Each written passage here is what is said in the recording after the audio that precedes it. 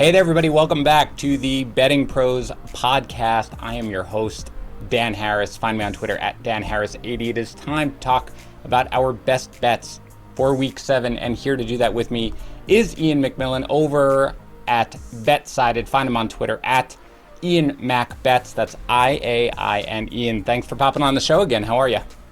I'm doing well, man. Thanks for having me. Yeah, it's great to have you now. I do want to ask, because I know the last time you were on, which was for the early look-ahead lines, you had mentioned that you are betting every single NFL game this year. I want to know how that's going for you so far.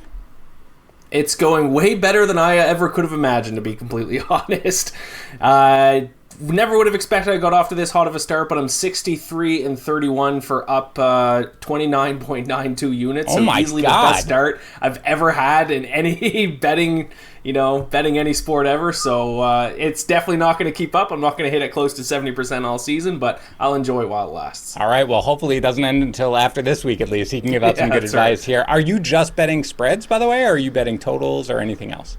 Spreads, totals, and at least one money line underdog a week as well, which I've actually done. I think I'm like 8-1 with my money line underdog picks, so that helps quite a bit when you're heading at that rate with those money line underdog ones. Yeah, no doubt. All right, well, hopefully you have a money line underdog for us today. But let's get into it again. This is our three best bets for the weekend: spreads, totals, or money lines, as Ian said. And then we're just going to quickly run through any of the games that we didn't touch on. Before we do, let's get into the latest offer from BetMGM. This whole podcast is brought to you by BetMGM, and new customers can bet $10 and win $200 if the team they bet on scores a touchdown this weekend in the NFL. Again, $10, win $200 in free bets from BetMGM for new customers when you sign up here with our code JUICE100. Again, Daily Juice. That is our daily podcast hosted by Matt Peralt. JUICE100 is the code.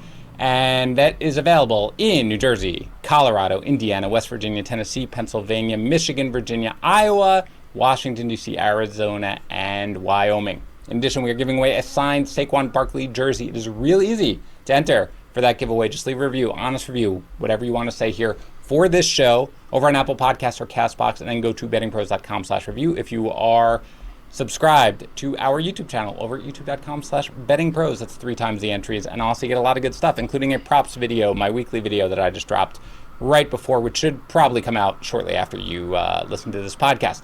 All right, before we get into Ian's unstoppable picks, I suppose, let's very briefly recap last week. Our guest, Benny Ricciardi, went 2-1. He hit on the Bengals laying 3.5 to the Lions.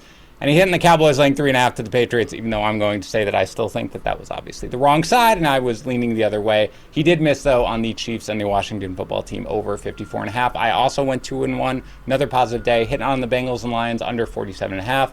The Vikings laying 1.5 to the Panthers. I did miss on my favorite bet of the week, admittedly, which was the Browns laying 3 to the Cardinals. I will say that now puts me, it is not quite an Iain MacMillan level, but it puts me at 12-4 so far.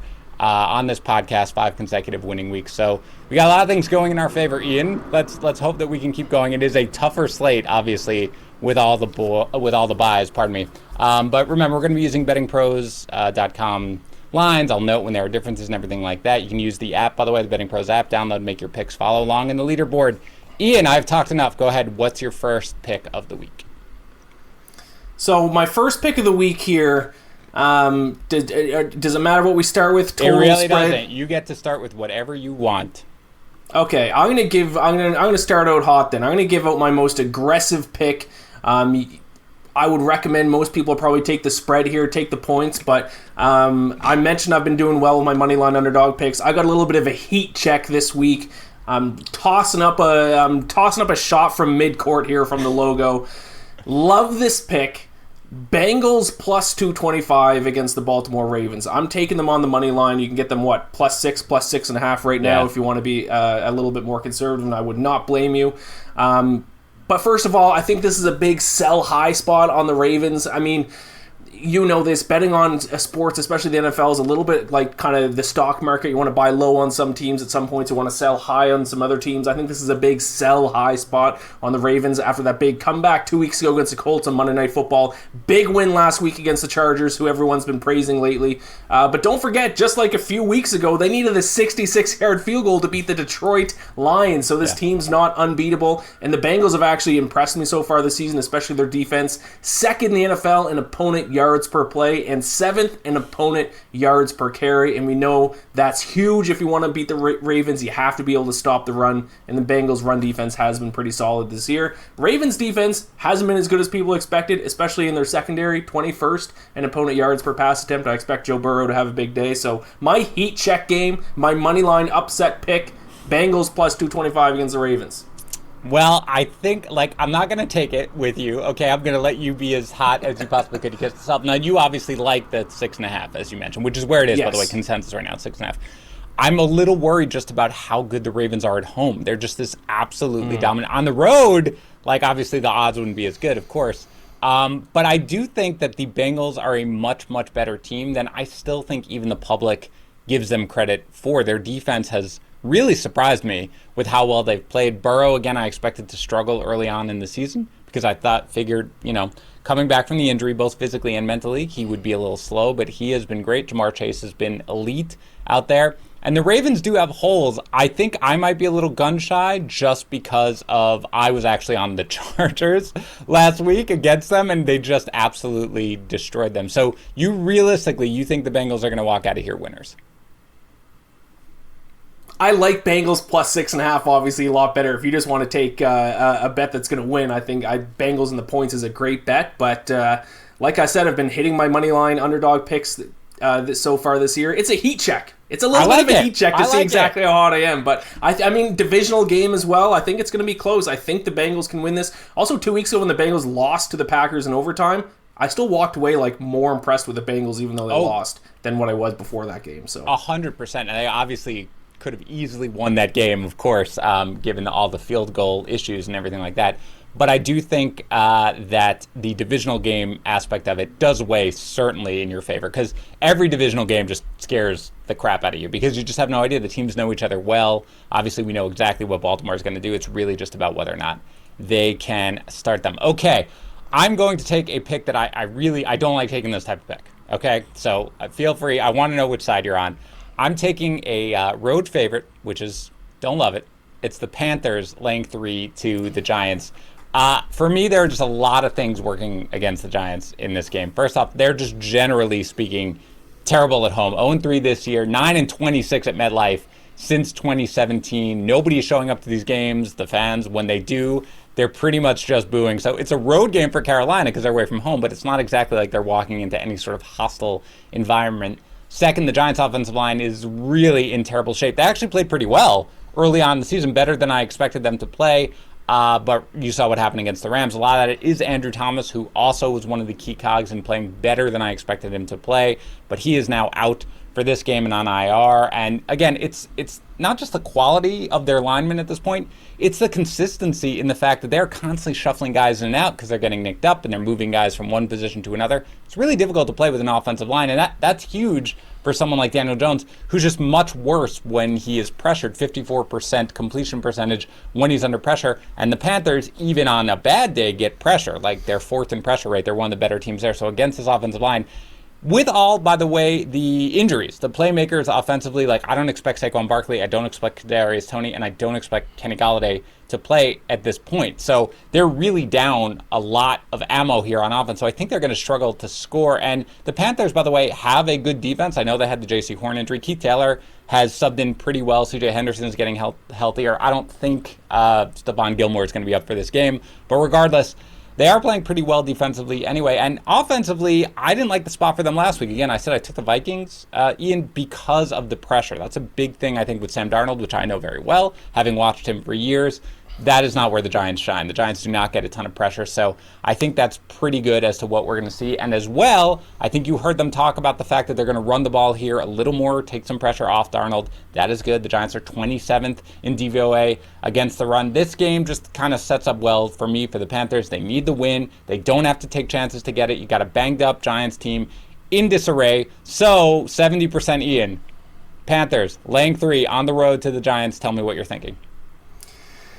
Yeah, to be honest, out of all the games this week, the Giants-Panthers game is the one game where, I wish I wasn't betting on every single NFL game because I would pass on this game. I think this is the toughest game on the board this week, in my opinion.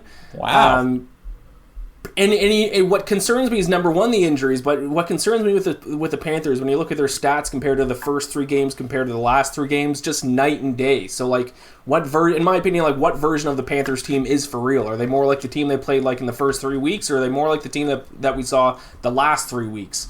Any time that there's a toss-up game, in my opinion, which I think this is, I end up just taking the team that's getting the points. So I am on the Giants, but like I said, I think it's my least favorite bet of the week. I cannot argue against someone who's on the Panthers. I went back and forth for a while trying to decide who to bet on in this game. But it's tough. But, I mean, you made a couple of really good points. Giants, 8-21-1 against the spread in their last 30 home games. Yeah, so they're just terrible at home.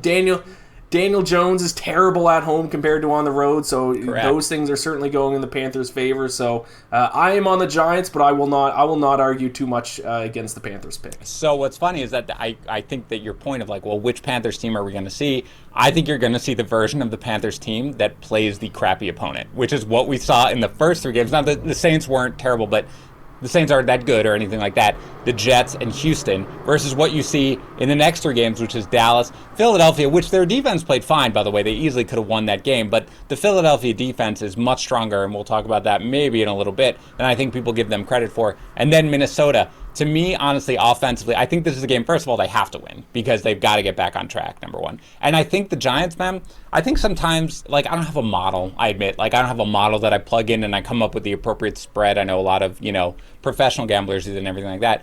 But I think this is just a spot right now where there are some things of, regardless of sort of how it might look on the surface level, you just dig deep into this Giants team. They look broken right now, and whether it's the constant injuries or whatever it is, I mean, they're just absolutely devastated at this point. I don't think they really have at this point the mental, I don't want to say mental wherewithal, but just where they are right now to be able to come in here and put up against a team that is desperate for a win. And again, I think the fact that they're going to be able, the Panthers, to be able to take such, like, a non-risky game, essentially, a safe game plan here, I think, leans to their favor. But that's fine. You don't even want to bet it. You did have to bet it, and you bet against me. So this is where the irresistible force meets the immovable object with this one. All right, get to your next game. What do you want?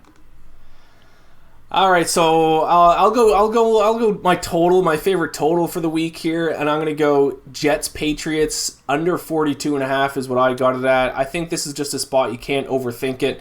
They already played once this season. I took the under in that game, and it finished with a total of 31 points scored in that game. I mean, it's 2 bad offenses and 2 good defenses. So yards per play, Patriots are 23rd, Jets are 31st. Red zone offense, Patriots 30th, Jets 28th. Points per game, Patriots 24th, Jets dead last. And then the defensive side of those stats, Patriots 13th, 5th, and 9th, Jets 9th, 2nd, and 18th. Interesting fact there about the Jets. 2nd in red zone defense so far this NFL season, which I did not expect before looking into those numbers. Yeah. And obviously, red zone defense is huge if we're betting on an under. You want those drives to end in field goals, not in touchdowns. So 5th and 2nd in red zone defense makes me quite a bit more confident. Also, Bill Belichick has been one of the most conservative coaches in the NFL so far this season with his play calling. He's not taking a whole lot of shots downfield, not going for it on 4th down basically whatsoever. The Jets offense has I apologize because I know you're a Jets fan. How dare you? They have been non-existent. Yeah. Okay, go ahead. Just non-existent against decent defenses so far this season. So, like I said, first meeting ended in 31 points. It's a bit of a low total, 42.5, which does scare me a little bit. Sure. But I think when you look at the numbers, I think it's the only play you can make in this game. That's the correct pick. And I would have taken it as well, if not for you, as the way we worked since the first game where I felt like I got the short end of the stick because I didn't get Sean's picks the first week, where I didn't get Sean's picks in advance, and he picked my favorite game of the week, and I was sort of like, all right, I'll scramble and pick another one. I now get our guests' picks in advance just so I can know exactly what they are.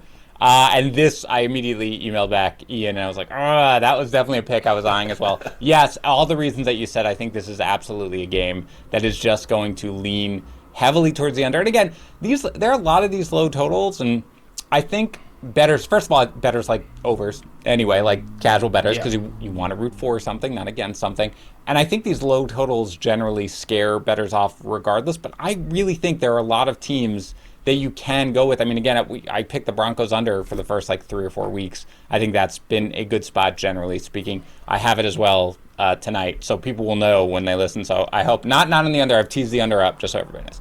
Okay, I am going to stick with your least favorite game because you went with an over-under. I will also go with an over-under. And I will stick in this Panthers-Giants game, which is very funny to me because it's the game you're like, man, the one game out of the whole year that I need to get away from is this game. And I'm like, sweet, let me bet all my money on this game. Yeah. And it is. So the total right now, the consensus total at bettingpros.com is 43. There are some 43.5s out there. It's actually 42.5 at my book, DraftKings. But the consensus line is 43. That's where most books are. And I am going the under.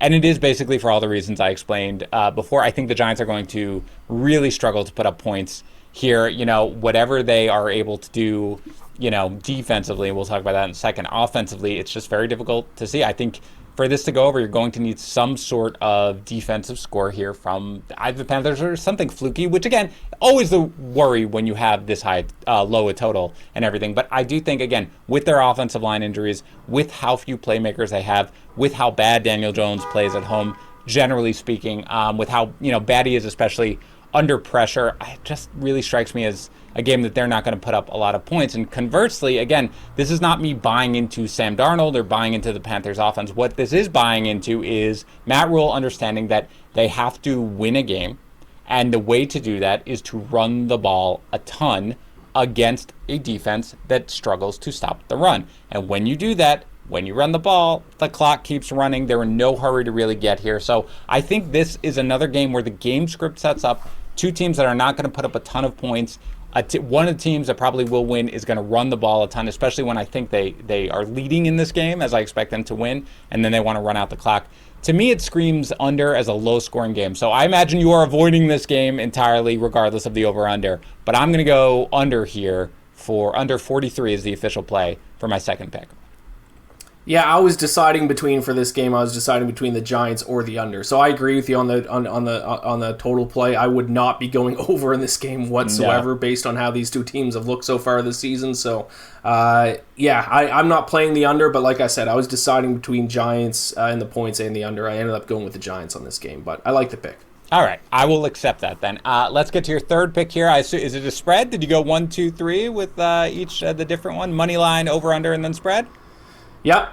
So yeah, my favorite on the spread. So usually I like to avoid double-digit spreads, but this is one that I actually really like this week, and it's the Bucs over the Bears. I got a 12.5, and it's just a bad stylistic matchup for the Bears offense and a fantastic stylistic matchup for the Bucs offense. So 52.4% of the offensive yards gained by the Bears so far this season have come on the ground, which is by far the most amount, almost 10% more than any other team. So they get the majority of their yards come on the ground, and now they're facing a Bucs defense that is one of the best run defenses in the NFL, second in the NFL in opponent yards per carry at 3.4, and first in the NFL in opponent rushing yards per game, only allowing 54.8 rushing yards per game. So if they're limiting teams on the ground, I don't know how the Bears are going to be able to move the ball against them. And then the opposite is true for the Tampa Bay offense. 79.97% of the Bucs' offensive yards come through the air. That's the most in the NFL. And now they're facing a Bears defense whose weakness is the secondary. They rank 19th in the NFL in opponent yards per pass attempt. So, like I said, I don't love betting double-digit favorites in the NFL, but this is one that I'm going to back for sure because it's just styles make fights. That's something I kind of hold true in most sports, and I think this is just a terrible stylistic matchup for the Bears. Yeah, so it is 12.5 at the consensus line. It is 12, oddly enough, at my book, DraftKings. I probably can't go there just because, like you, I just despise the giant spreads. If I did have to go one place, I think I would take the Bucs, and I was a little ambivalent on it early in the week, pardon me.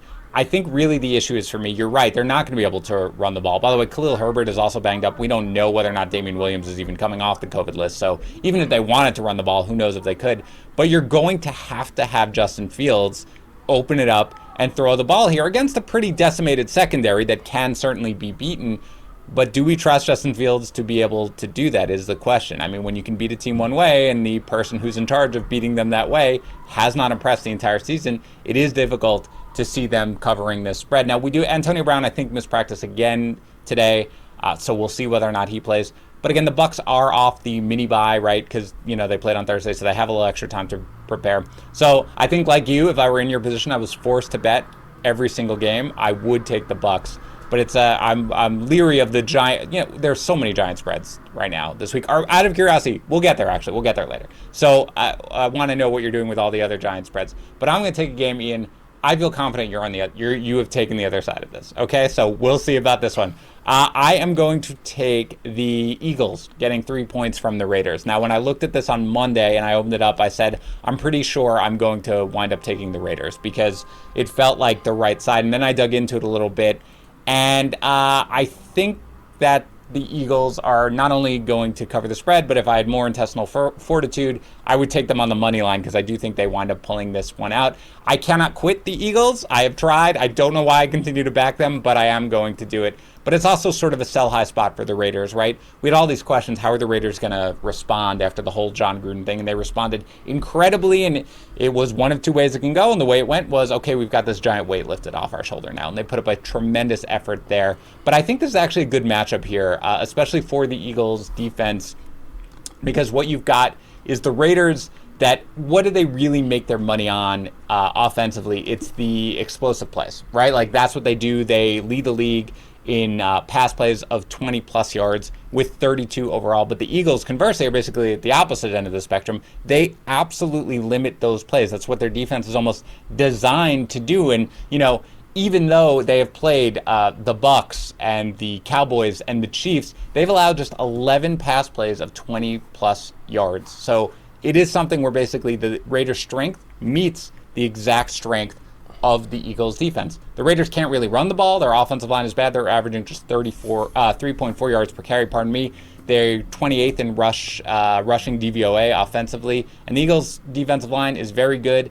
And Derek Carr, really, there are two ways Derek Carr succeeds when you watch him play. Number one, there is no pressure on him and he's able to have time and survey the field. Or number two, he gets blitzed. Pretty good against the blitz. But he is not good, as most quarterbacks, when you're able to get pressure on him without blitzing. That is something the Eagles do very, very well. So offensively, at the very least, I don't expect the Raiders to have a huge game. For the Eagles offensively, like the Bucs, they're coming off a mini bye. I think they finally found a little bit of something here with Miles Sanders, which everybody in the world, you have their fans derisively cheering when they finally gave Sanders a carry. And they don't do it on a good day. They weren't doing it against the Bucs, but Sanders has played well when he's gotten the work. He played well against the Bucs when he got the work. You can attack the Raiders a little bit more here on the ground. Their secondary is also a little banged up.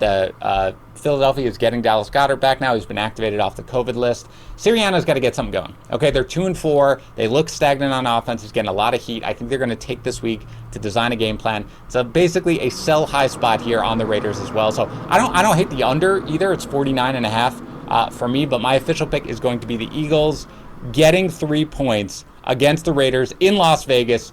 Tell me you're on the other side. No, so we're actually in agreement on this game now. I didn't back the Eagles though, but if I was going to take the spread out, I would have taken the Eagles. But I did take the bet that you just mentioned, which is the under. Yeah. So I'm on the under in this game. I agree with a lot of the points that you just made. Two underrated defenses. Eagles are third in the NFL in opponent yards per play. Vegas is fifth in the NFL in opponent yards per play. Both teams are good against the pass. The reason why I didn't take the Eagles and why they scared me a little bit, and you kind of alluded to it there. You mentioned it.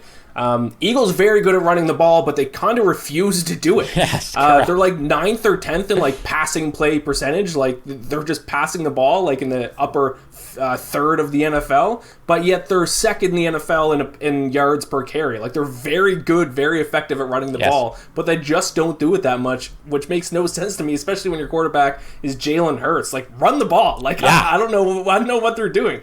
They haven't shown me yet that they're willing to do it, and until they are, I'm going to stop betting on them, because actually you mentioned at the start of your pick too about how much you've been betting on the Eagles. This is actually the first week I haven't taken the Eagles on the spread or money line. So I've been betting on the Eagles almost every week as well, but I want to see them start running the ball more, so I am going to take the under instead. I think it's just two underrated defenses. I'm surprised. Well, I saw the total. I would have said it 46, 47. Me too. I'm surprised Me it's too. this high. Yeah, and to be fair, I wanted another spread bet here anyway, just because I want to get into it. And I did like the Eagles when I got into it. And then I checked what the total was. And when it was 49, I was like, wait, what? So really, that's probably almost a better play. But you know what? Do an in-game teaser. Then tease the total up and take the under, and then tease the spread up for me for the Eagles. And yeah, look, the Eagles, they wound up covering the spread, despite how bad they looked against the Bucs on Thursday. But also, I do think, I don't want to do the fallacy of rational coaching, but I think at this point, like, if you continue to do this, if you're Nick Sirianni,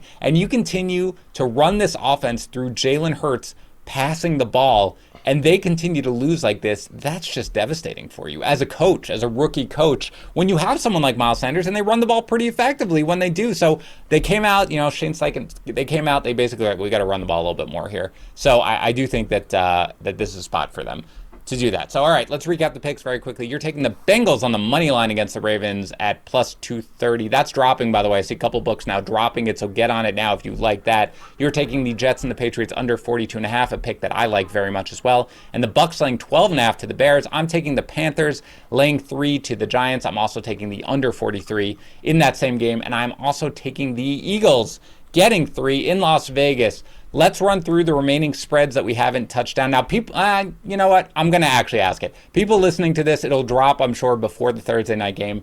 But just in case, afterwards, so we can have our record, where did you go here with the Broncos and the Browns, since you have to pick every game? Right now, the spread, by the way, is at 1.5. I don't know if you were able to get it early enough at the Broncos getting 3.5 originally.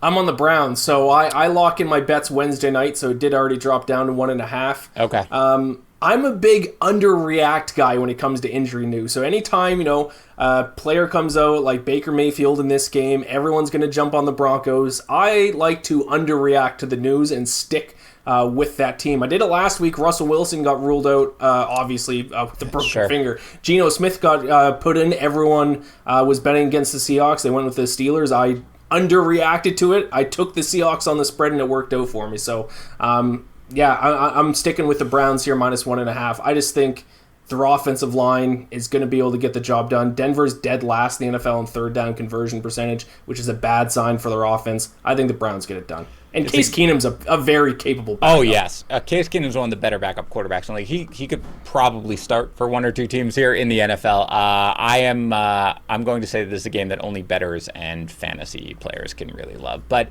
let's go to the Packers at home right now, laying 7.5. There are some 8.5s actually out there, so it's wild a little bit here. The Packers at home laying 7.5 to Washington. I'm taking Washington and the points in this one. I think people are overvaluing the Packers, especially their offense. Everyone's looking at Aaron Rodgers, reigning MVP. They're 18th in yards per play, only slightly better than Washington at 21st. 14th in third down conversion percentage, 22nd red zone offense, 15th in yards per carry. So statistically, they're an average offense. And defensively, fun little fact about them, dead last in red zone defense. Every single time an opponent has got into the red zone this year, they've scored a touchdown. 15 red zone trips, 15 touchdowns. Yikes. That's not a good sign. I like Washington in the points. All right, we already know you like the Bengals, getting the 6.5 certainly from the Ravens, as you mentioned. How about your Falcons traveling to Miami off a bye and getting 2.5 points? No, giving 2.5 points. I'm so sorry. Giving 2.5 points.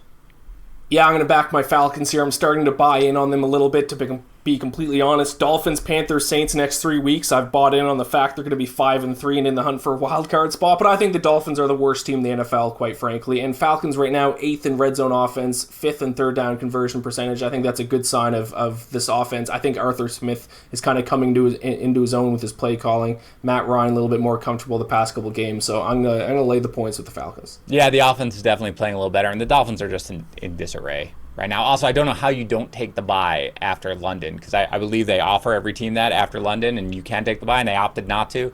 Terrible. There were obviously all the rumors about the Deshaun Watson, yesterday. So that team is just tough. And even if the secondary gets healthier with Xavier Howard and Byron Jones, can't really trust them. So I am with you. Originally, when I first looked at it, I was like, I think the Dolphins, they're not quite that bad, but I do trust a little bit more the Falcons coming off the bye. How about the Jets are visiting New England? They're getting 7.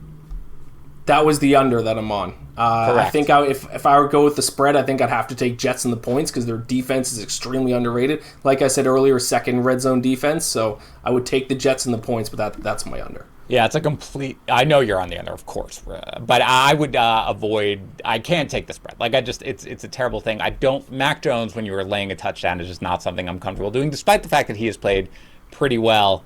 And you're hopeful that the Jets off the bye sort of get something going here, but it's a tough one. This one I'm interested to hear which way you went. The Chiefs are visiting the Titans. The Chiefs are laying 5. What'd you do with that one?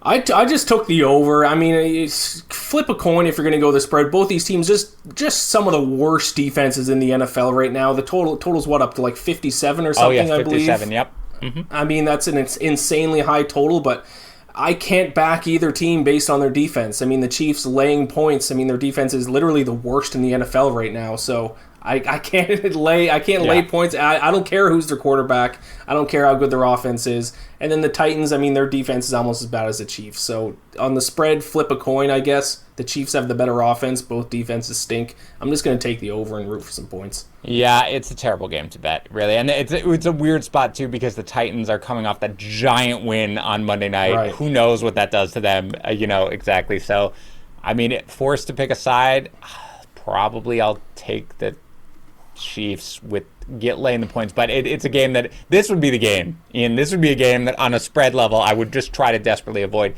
We talked about the Panthers and the Giants. Let's get to some of the bigger spreads. You've got the Rams laying 15.5 to Detroit in Los Angeles.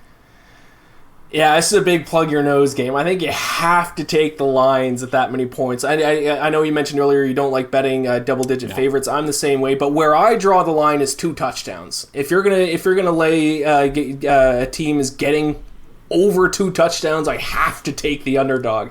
I mean, this is the NFL. These guys are professionals. They're professional athletes. They're going to show up. This is not college football, Alabama against South Carolina. These teams are going to show up. But, I mean, I'm a big stats guy. I look at stats more than anything else. And if you're going to bet it based on the stats, you have to take the Rams. Like, Rams are first in the NFL in yards per pass attempt. Oh, yeah. Lions are dead last. So you literally have the best passing offense against literally the worst passing defense. So all the stats say the Rams are going to win by like 30. But the NFL's just... 15 points is not... The Rams could be up 21 points. The Lions score like a garbage time touchdown with a minute left, and they're covering. So... Yeah. No, that's the thing. I think if the Rams wanted to and they kept their foot on the gas, they'd win this game by 31 points, right? Like, they could do whatever they want, but they won't, right? Because at the end of the game, they're just going to ease back, and you're right, it just screams back to our cover. I agree. If I have to go somewhere, I am taking the points, as I do with most of these games. We talked already about the Eagles-Raiders. We talked already about the Bears and the Bucks. Another big spread, Cardinals are laying 17.5 points to the Houston Texans. Is this another point where you're just like, you have to take the points, or what? Yeah, just take everything I just said about the last game and apply 17.5 points in an NFL game.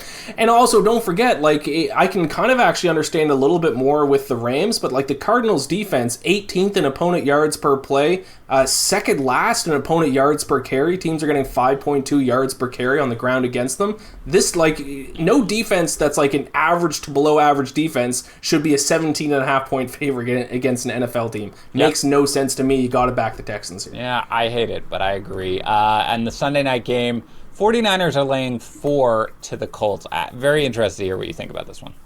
Yeah, this is a tough game as well. I would put this right behind the Giants-Panthers as far as the toughest games to handicap this week.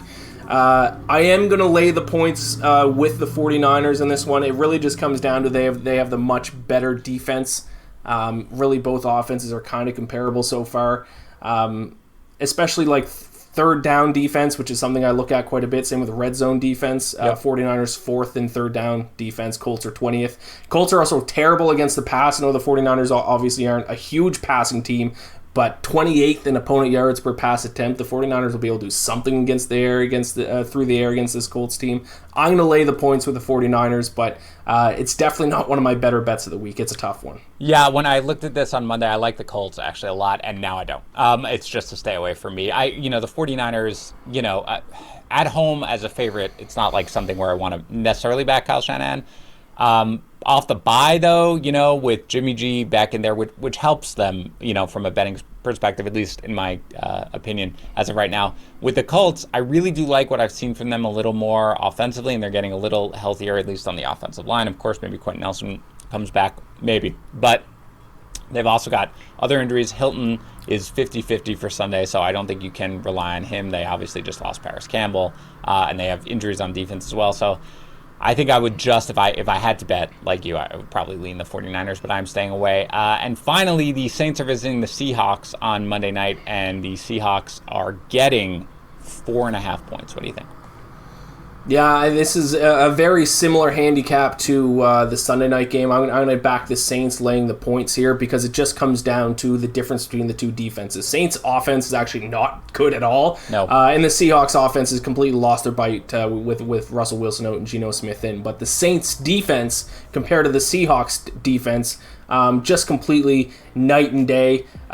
Saints have the best rush defense right now, only allowing 3.3 yards per carry.